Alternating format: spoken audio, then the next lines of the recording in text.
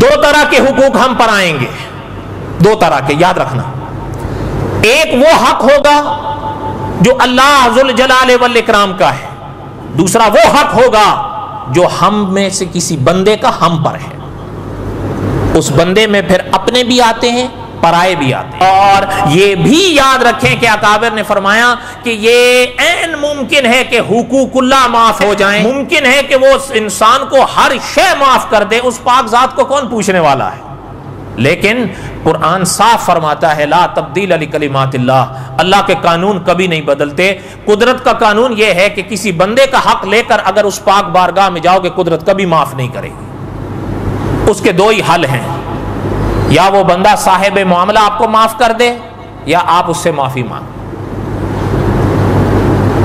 اس سے معافی مانگیں اور وہ معاف کر دے، یا پھر اس کا عوض دیں۔ اور اگر یہاں نہیں دیے، آقا صلی اللہ علیہ وسلم نے فرمایا وہاں دینے ہوں گے۔ اور یہ آپ اور میں بہتر جانتے ہیں، اس دنیا کی کرنسی، جیسے ہر شہر کی ایک کرنسی ہوتی ہے، ہر ملک کی ایک کرنسی ہوتی ہے۔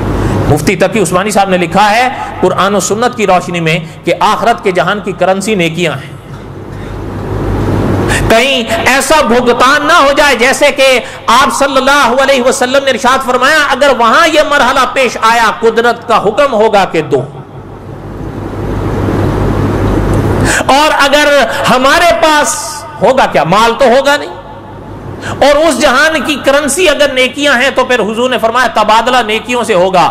پھر آپ سوال آتا ہے کہ آیا اگر خدا نہ کرے کسی آدمی کے پاس کچھ بھی نہ رہے؟ حضور علیہ السلام نے فرمایا بعض بندے ایسے آئیں گے، مفہوم ہے حدیث کا، کہ ان کے پاس نیکیوں کے انبار ہوں گے، لیکن حضور نے فرمایا کہ دوسروں کے خلاف غلط بیانیاں کر کر کے، غیبتیں کر کر کے، وہ جتنی نیکیاں لے کر اس میدان میں آئے گا تنگ دست ہو جائے گا، خالی ہو جائے گا نیکیوں سے، معاملہ پھر بھی صاف نہیں ہوگا۔ آقا نے فرمایا اگر معاملہ پھر بھی صاف نہ ہوا تو پھر قدرت فرمائے گی کہ یہ جو صاحب حق ہے نا، اس کے گناہ اس کے پلے ڈالو۔ وہاں کی کرنسی تو یہی ہے۔